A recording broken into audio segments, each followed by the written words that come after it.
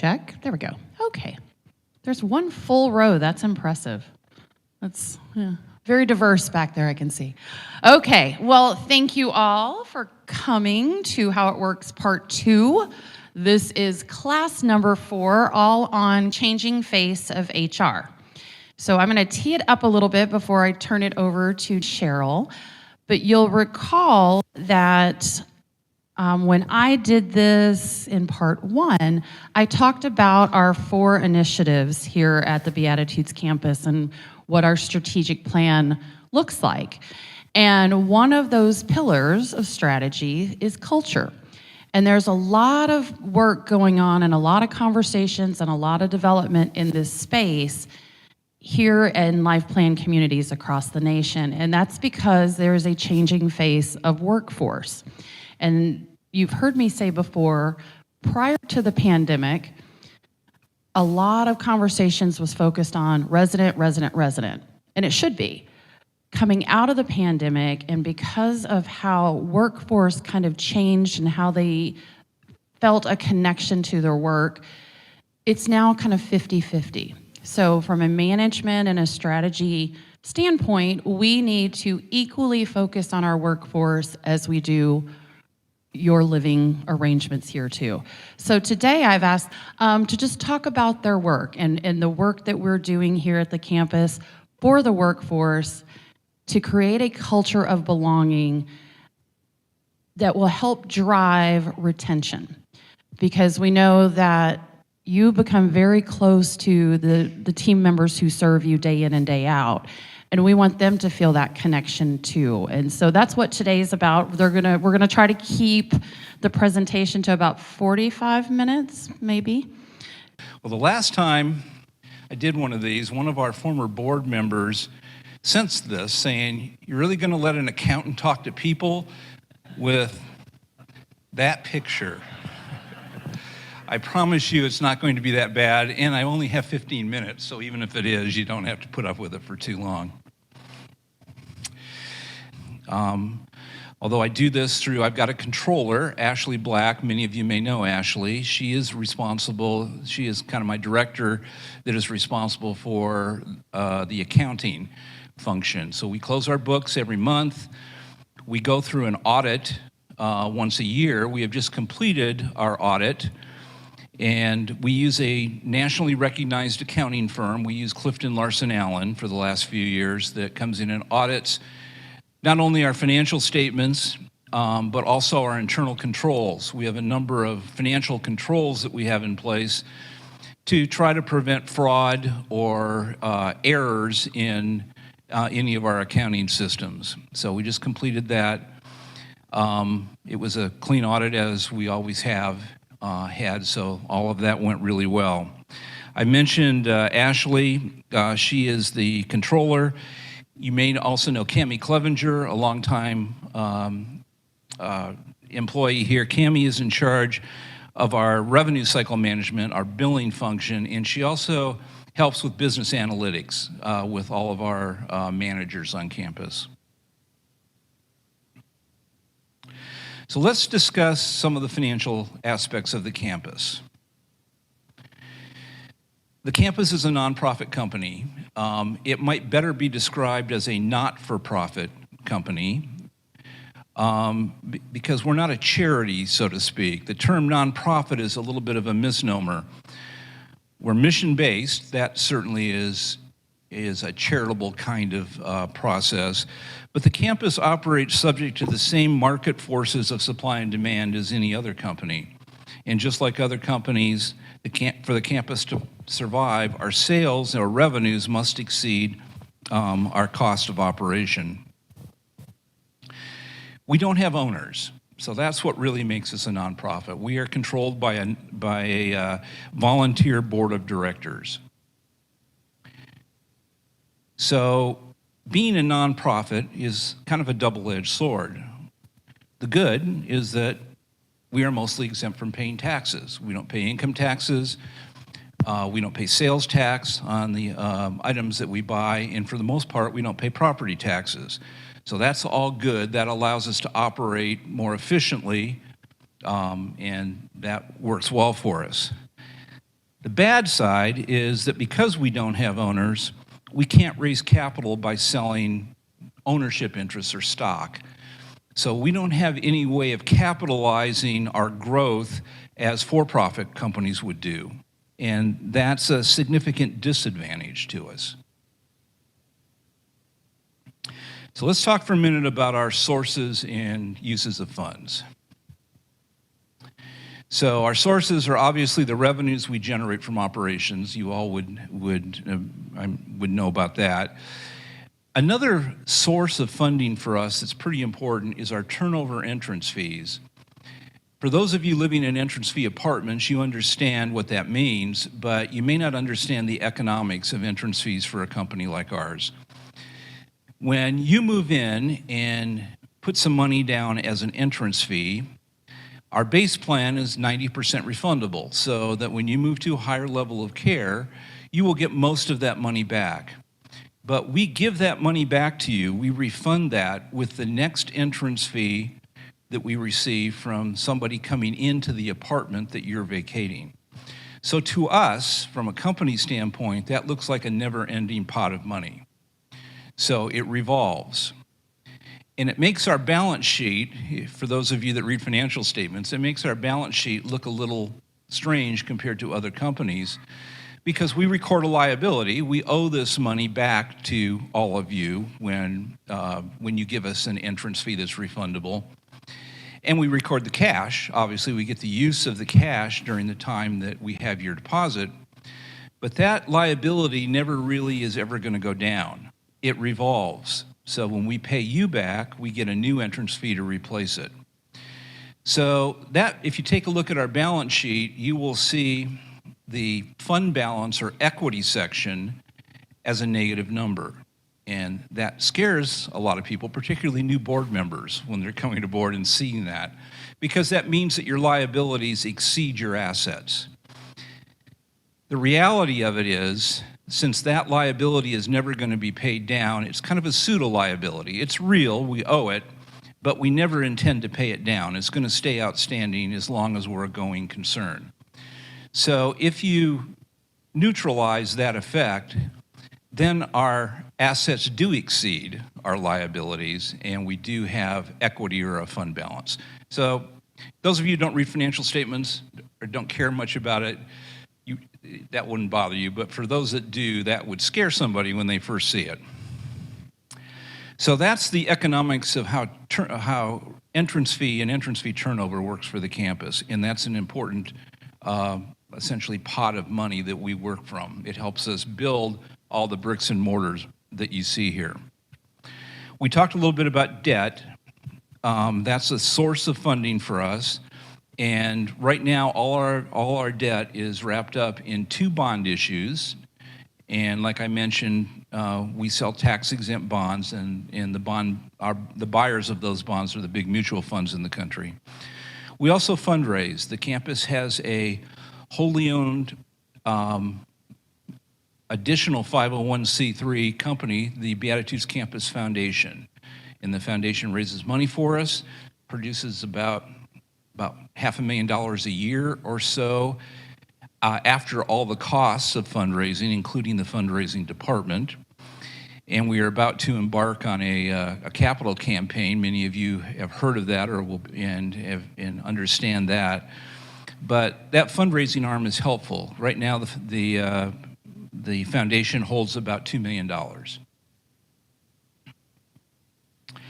The uses of our cash and our resources are the expenses incurred in our operations, capital expenditures. So this is the replacement of our buildings and our equipment.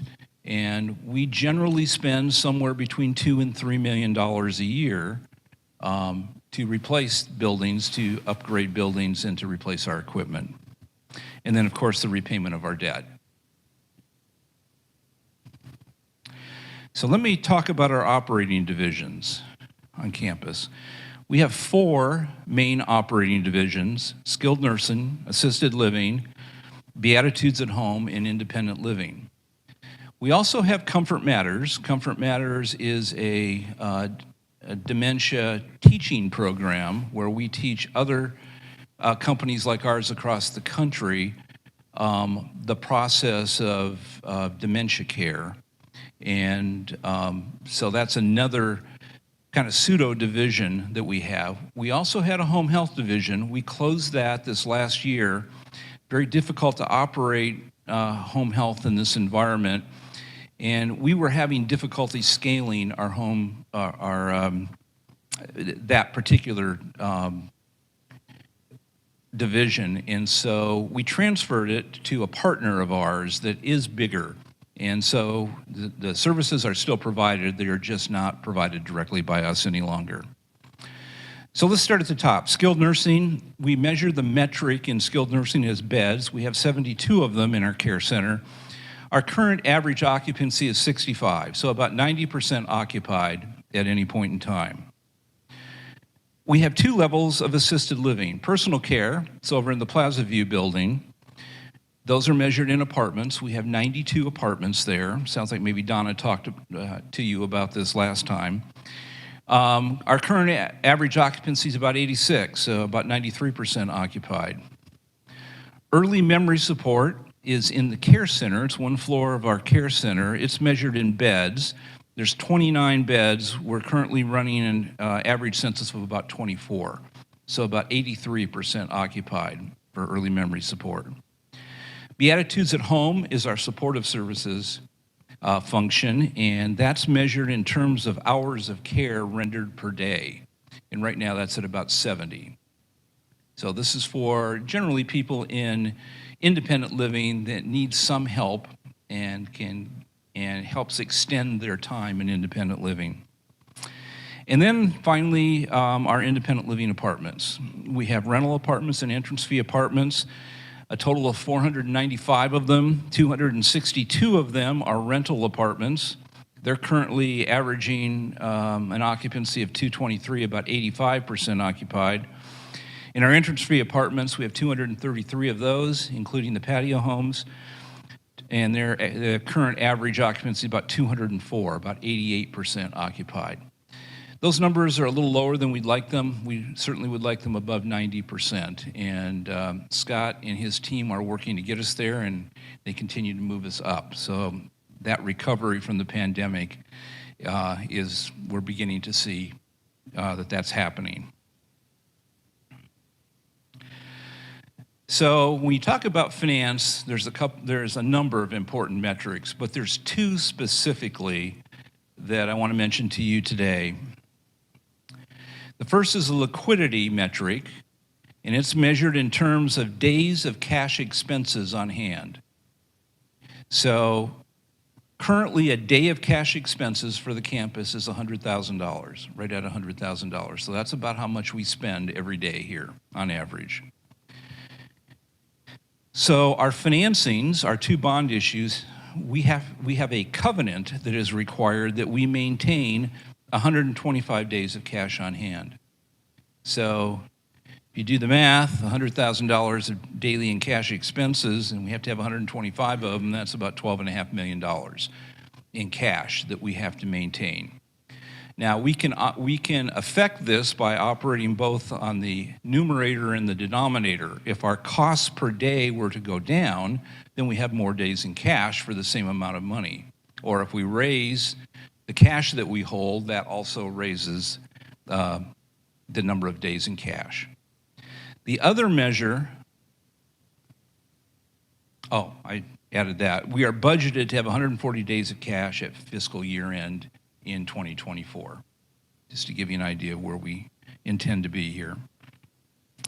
The other measure that's extraordinarily important to us is a debt service coverage ratio. So what this is a measure of the income that is required for us to produce to cover our debt payments, our principal and interest payments on our debt.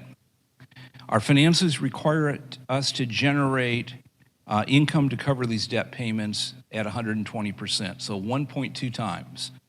If we don't cover them at 1.2 times, then we're in violation of that covenant, and there are some hoops that we have to jump through. So those are two big measures that we watch very carefully. What's our cash position, and are we able to cover our debt service payments? All right, I'm going to turn this over to Cheryl, I think, next, and then I think there'll be some questions at the end.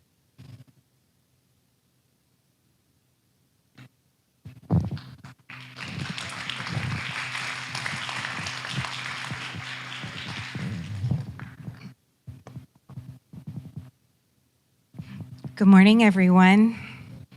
All right, I got to figure this out. Sorry. Haha.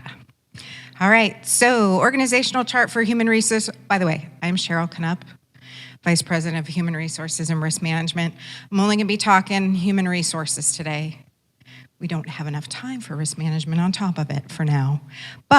So I report to Donna, our Chief Operating Officer, and then I have two staff members that report to me. Janeth Campos Lopez, who used to work in the bistro as a supervisor. She is quite the gem. She's our HR assistant. And then Irma Medina, who is our HR payroll manager, and she's quite the trooper as well. So the three of us serve our almost 400 staff. All right, what does human resources do? Policy development, and these are campus policies. We will also assist with departments if they need some guidance on department policies. Employment functions, what are those? Recruitment, onboarding, retention, compensation, employee relations, benefits, training, legal compliance, and then we also provide culture support. Who does HR serve? So this will look familiar as it was in Donna's presentation, but approximately 385 staff that we serve and support. Probably some questions about CoreWorks and that team. We still do a lot of support with them in terms of culture, and just now they're all coming to get their W-2s, and so there's still a lot of connection with them. We track their in-services and compliance things, so there's still a lot of interaction with all of them, and honestly, they're still our team. So I won't go into detail on all of this since you already previously did, but I had heard you were interested in recruiting, where and how we do our recruiting. The majority of our recruiting is actually done online, and we post all of our open positions on our campus link on our Beatitudes website. We also post it to job boards such as Indeed, Craigslist, or any specialized ones for certain types of positions. Currently we have one for our capital campaign manager with ASU and a couple of other agencies that help with fund development type positions. Word of mouth is huge, and so that's coworkers referring coworkers. It's you all referring people that you think would be amazing here. We always joke, if you find somebody at Fry's that has amazing customer service, tell them to run across the street. So word of mouth is huge for us. Job fairs, and this is trade schools, going to hospitals when they do job fairs. A lot of the agencies put together job fairs as well. City of Phoenix has job fairs to try and help those looking for new employment. Schools, this one's a good one too. High schools, so we reach out to the local high schools. Colleges, and this can be schools of nursing. They come on site and they will do their clinicals here, and also some of their education, and we hope they fall in love with us, and then we have instant staff. It's a beautiful thing. Additionally, trade schools. We have worked with some refrigeration schools and different trade schools like that. And we try not to use them, but we will for specific positions, recruiting firms. Oftentimes we will reach out for executive type positions or truly hard to fill positions. We will work with recruiting firms. Team member onboarding, orientation, and training. That's a lot, and it actually is a lot. All right, onboarding, that's what we call it when the new team member is coming into human resources to complete their new hire paperwork. This is where we collect their compliance items, such as their work authorization, their I-9 documents, any necessary licensure. If they're a nurse, we need to see proof of their license. If they have a fingerprint card, we need to get a copy front and back of it. I'm giving you details you really don't need, but it's rote for me to say this, so I apologize. We also review our campus policies and procedures. What are our time off policies? They're always very interested in those. Where to park? That's always a big question. And we review the handbook with them. We review the basics of what benefits are offered and their eligibility. We also give them a welcome goodie bag. So they start with a couple Beatitudes t-shirts, so they can blend in with the rest of us, and just some other little tchotchke trinkets to welcome them and promote the logo. And they've really liked those this past year. Orientation, different than onboarding. So orientation is completed by both HR and the department they're being hired into. So HR orientation, it's actually done online through a computer program, and it covers in-services, which are trainings, but they're called in-services in healthcare, that are required in our licensed buildings and extremely good for the rest of the team members to know, such as safety, bloodborne pathogens, exciting stuff, HIPAA, compliance, those kinds of things. Infection control, emergency preparedness, resident rights, and what to look for with abuse and neglect, and who to report it to. Department orientation, so this covers department protocols. So if Randy hires a new person into catering, Randy's going to review with them what their policies, protocols are, and or his designee is going to do that. And again, if they want assistance with that, HR is more than willing to help them. Training. Job-specific trainings are conducted by the departments. Compliance trainings are typically conducted online in that training program or others that we find, or by the departments, and they're tracked by human resources. For example, infection control, food handling, falls management. Anytime they make a change, and by they, I mean the regulatory agencies, we have to train the staff on that new regulation and what policy goes with that. And so HR is usually the one that is working with the department to launch that out to all of the staff. Team member retention. This one probably should have said turnover, but we'll get to why it says retention. So why do staff leave? Changes. Changes is a big one. Some people are okay with change, others aren't. Some people think they're okay with change, but when dealing with it, realize they're not. So this past year, we've had recent layoffs. We had the transition of our facilities housekeeping EVS team. We had some new management in, and just changes in general. That's a lot for people. And some are up for it, and others aren't. They get nervous. And so working with them to settle them, explain what those changes are. But those that aren't 100% vested in us, they'll leave. Workforce challenges. Ever since COVID, we've really seen a difference with the workforce. Obviously, younger generations are coming in. They want flexibility. They want to work from home. Little tough if you're a nurse.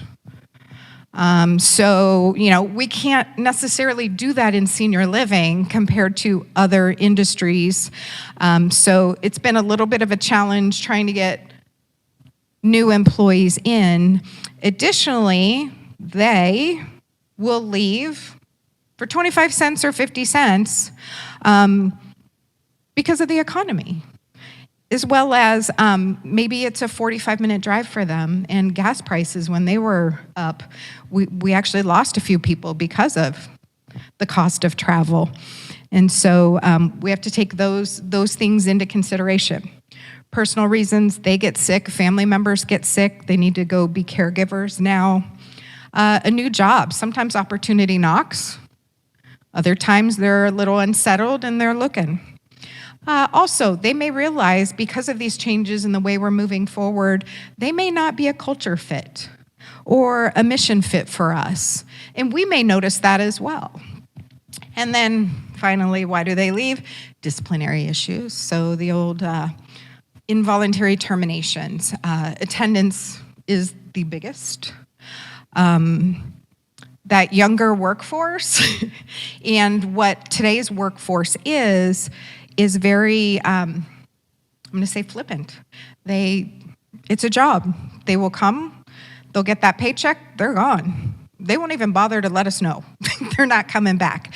So working through those kinds of issues as well, plus policy violations. We're really working with David and the entire leadership team on our culture and the culture of caring and the culture of love and support. And if our staff can't buy into that and own it and live it, they're not going to make it here. Because honestly, to be here, you really need a servant leadership heart. And not everybody has that. And so we're working on interviewing for those things. All right, now team member retention.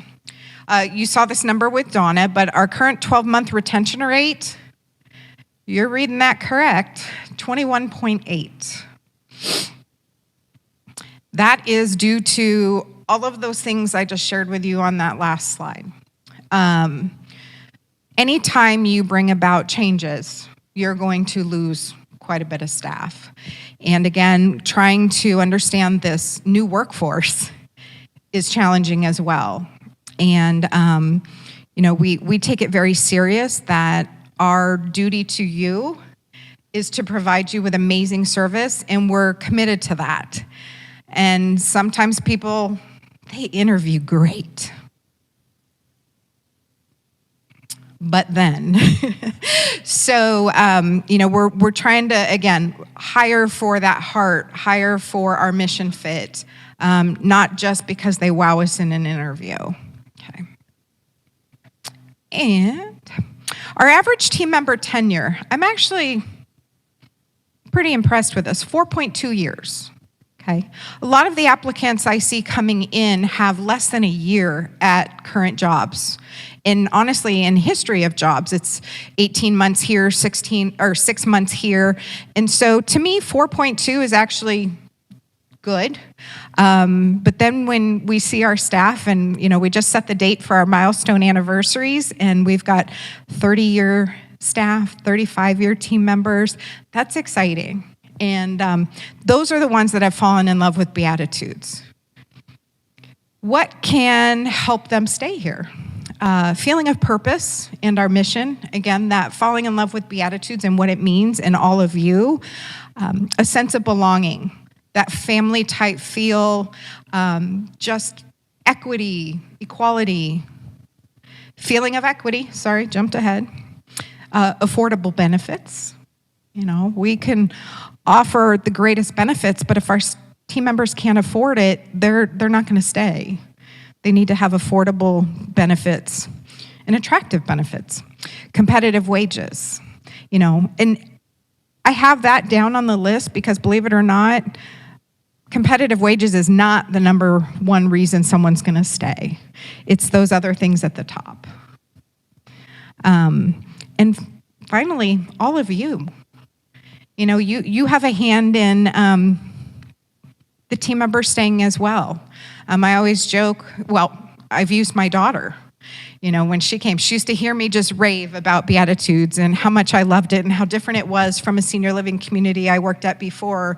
And I said, you don't understand until you're there. And I remember a couple days into her job as a server here, she goes, I get it, Mom. She goes, they get you right here. And so just remember that. And I get choked up because I just love it. You all mean a lot to all of us. So you play a big part in that retention. If staff don't feel liked, or, those who know me know this is normal. I shouldn't be surprised, but I am every time. You just remember that you too have a hand in them staying because, it's that sense of belonging. We're all in this together, and we're here to serve you and do what we can, and they understand that. So HR, personnel, all different kinds of names it's been. It emerged in the 20th century. Back then, personnel clerks were the HR people, and they were hiring factory workers. Then they kind of moved to basic recruitment and selection, started doing background checks, things of that sort, and then started handling worker grievances, discharges, safety issues, and supervisory training. That kind of grew into the HR we've known for years and years and years. Well, now it's changing. We've got a changing workforce. We have a great need to be creative and individualize recruiting experiences for people.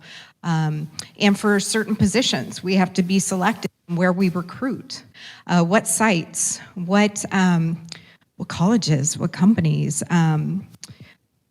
DEI. We've got to make sure that we're incorporating protected classes in our recruiting efforts. Then, once you make your offer, negotiations tend to begin. It's not just okay, I'll take the job. They want to know, can I negotiate the salary? Can I have extra PTO time, paid time off? Can I have extra sick time? Can I work from home? So, that work-life balance comes into play.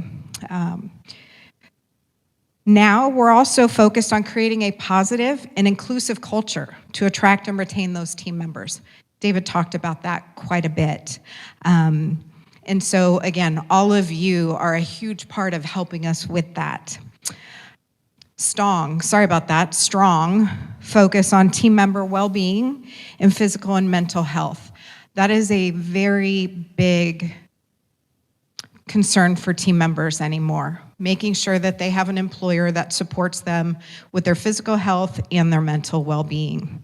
And we have been working at that here at Beatitudes, and I feel like we are making good strides with that. One thing, so who works at Beatitudes? These are the generations by department.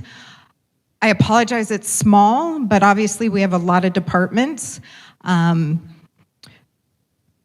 Pre-baby boomers, or I have silent generation up there, 1% of our workforce is the silent generation. Then we move to our baby boomers, which is 16.7% of our workforce. Generation X, that's me, that's Michelle. We are the largest section with 32.3%.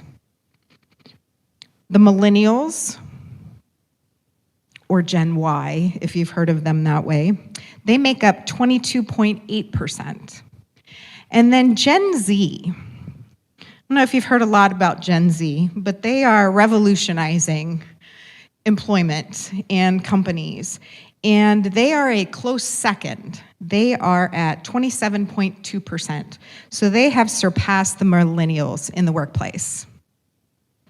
So I'm going to get to that in 1 second when I talk to the generations, but I can tell you Gen Z they were born between 1995 and 2010. So let's look at some of our departments. Dining services. So the pink color is Gen Z. 65.9% of our dining department is Gen Z. So that's our younger workforce. Our pre-boomers, or our silent generation, again, that 1%, they're in Beatitudes at home. And then the rest of the departments are filled in with everybody else. And so it takes a lot to be able to attract and then retain people based on what's important to them. And David touched on that a little bit, but I'm going to move to another slide. What does each generation want? So the silent generation, they value, born 1928 to 1945. They value hard work, respect, and loyalty. They're motivated by having contributions recognized. They prefer structured and stable work environments. They're used to coming to work, having an office, physically being here. Our baby boomers, 1945 to 1964, they value hard work and a sense of duty. They are motivated by rewards versus personal recognition. They like bonuses and promotions. They prefer structure and clear goals. Gen X, 1965 to 1980, they value strong work ethics in their coworkers and their leadership. They value diversity and work-life balance and flexible work schedules and telecommuting, as well as independence. They're motivated by collaborative work environments and personal development opportunities. And then we have the millennials, or Gen Y, 1981 to 1994 birth years. They value work-life balance, a sense of belonging at work, and they're motivated by job security, flexible work schedules and environments, and career growth. Gen Z, our last generation that's currently working. The rest are too small, too young. 1995 to 2009, they value social responsibility, personal connections, flexible work schedules, and remote work. They're motivated by job security, mentorships, interpersonal relationships, and a focus on well-being. So, you can see a wide range of wants, desires, needs, and that's very difficult for a company to manage. And so, over time, we have adapted and are adapting to how do we do this. So again, we've talked about recruiting efforts. Having a culture officer is big for this, especially with our younger workforce that are so socially focused, and our workforce is very diverse as well. Our ethnicities are all over the place.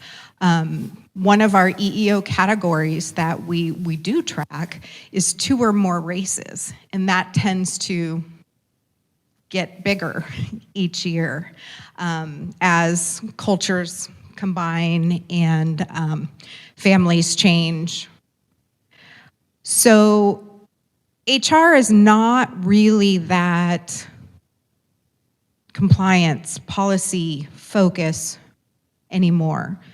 Because we have such a diverse workforce, there's so many issues they have across the board. And we are there to assist them, provide them resources, and a lot of times just an ear or a shoulder. I always tell our team members, my job is to support you, so you then can go support our residents. And that means the world to me, to be able to allow them to unload, get help for any questions, problems, concerns they're dealing with, so they can come to you fully present. One less thing for them to be worrying about, knowing that they've got resources, a leadership team that's behind them to help them. That's what we're evolving into. Don't worry, we're still doing the compliance stuff. We're making sure that they have their fingerprint cards and background checks. We do all of that. That's just become normal, part of what we do, process. But we are no longer task-driven, transactional, so to speak. We are now more personal. And whether it's in person or via communication features like technology, Paylocity, you'll hear that. It's Michelle's favorite word. Actually, she'll say it's my favorite word because I say it all the time. But it's our payroll system and our human resource system. And so we push all of our communications out through that. So they, at a moment's notice, know what's going on here. We had some crazy message come across in Paylocity yesterday to all the employees, and I started getting blown up with texts and calls and emails going, what does this mean? What does this mean?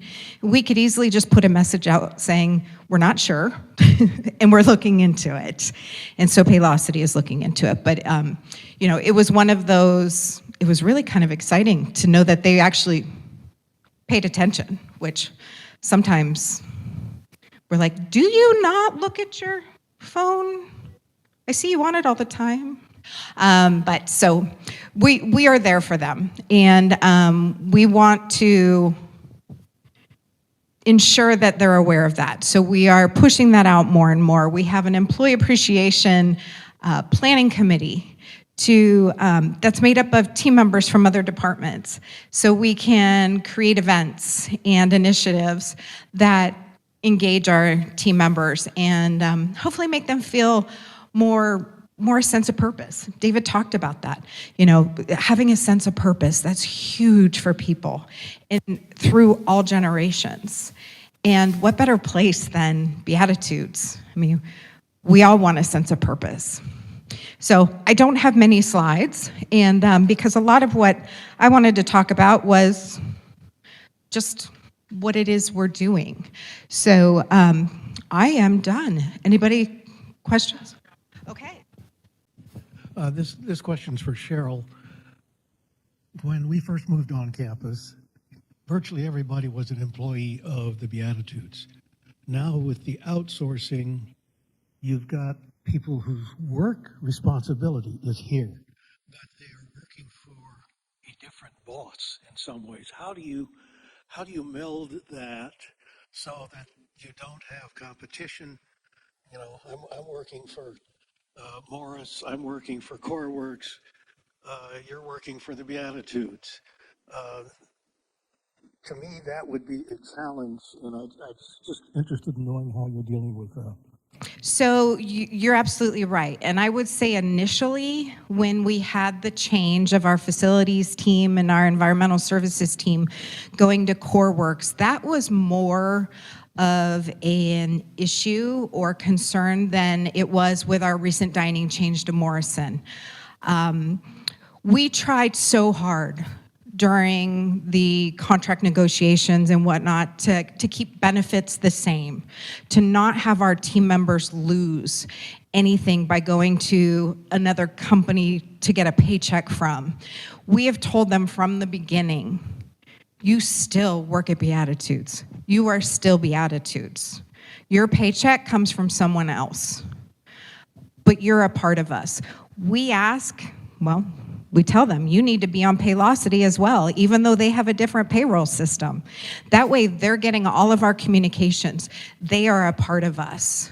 They are hearing everything that any other Beatitudes payrolled employee is getting.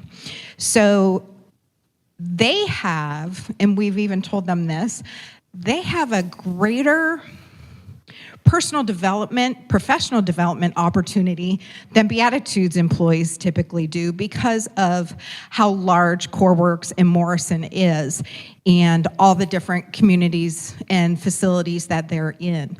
But what we're finding is they love it here. Why? Because of all of you. Yeah, and I want to say ultimately that question's about culture and the culture we develop here at Beatitudes Campus. And we've made it really clear that it's one team, one dream. And when we go through orientation, everybody's a part of that orientation. And as a matter of fact, we point out to them what their badges say. It doesn't say Morrison, it doesn't say CoreWorks, it says Beatitudes Campus. So they are recruited into Morrison or CoreWorks based on our mission, vision, and values. And if they don't stand up to our mission, vision, and values, just like anybody else, they won't be a right fit for us. So I would have to say that one team, one dream is what we're continuing to be successful about. And really, I don't think the bulk of the employees see the difference between CoreWorks and Beatitudes Campus anymore, for the most part. And by the way, their paycheck does come from CoreWorks, it does come from Morrison, but every penny that they get came from Beatitudes Campus. So, and they understand that, and we kind of pound that home. And we work with their supervisors, the directors, to ensure that our culture is also being, I don't want to say followed, but that they are embracing it and that they are living it as well. So that permeates through to their employees, our employees as well. I have a totally different question. Most of the people who are working on campus are here during what we call typical business hours, but we're a 24-hour campus. So there are some who are here at what would be called off hours. How do you work to keep them part of the team? Because they could easily fall away because they're not supported by all the other people. That communication goes out to all of them. And so that's one good reason that pushing communication out in the Paylocity system or via email is a good thing because it reaches everybody. You don't necessarily have managers at night. And so you're not going to have that staff meeting per se. But with our nursing department, their shifts are 6 to 6:30, and that's morning and night. So there is a handoff, and there's report given and updates given. We have team members that work what we call PRN, and that's as needed. And I'm excited to say one of them showed up to our all-team rally last week? Last week. And that's kind of a really exciting thing for us. Someone who hasn't been able to pick up a shift for about a month still was engaged enough to come here and attend our all-team rally meeting. And she was a night shift employee. So they're getting the word, they're hearing it. We have work to do, that I know of. For years we have talked about, and we've done it a couple times, coming in during night shift, leadership, just to see them, have little chats with them just to get their feelings, get how's it going? What can we do different? What can we do better? And we need to restart those because absolutely they need to feel a part of the community as well. And I think we do a pretty good job of keeping them in the loop and feeling a part of it, but it could always be better. I was just wondering if there's anyone on staff that works from home remotely. Currently, we do not have anyone that fully works from home. We did, and it was a specialized position within the healthcare center called the MDS nurse. And they essentially look at all the assessments, and then they are a big responsibility or have a huge responsibility of filling out the assessments that then get sent to Medicare. And then what we receive as a payment is based on those assessments. So they're able to take the nurse's notes and all of that. We did have one person doing that. She was a temporary employee until we hired someone. But now, for the most part, everyone's here. But, people do have work from home days, but nobody full-time. Come on, y'all had many more questions for the other classes. No, I'm kidding. I'm going to give any other questions? Okay. Hopefully that painted a picture of the important work of the culture piece of our initiative here at the campus. Do I have a slide? Nope, you're good.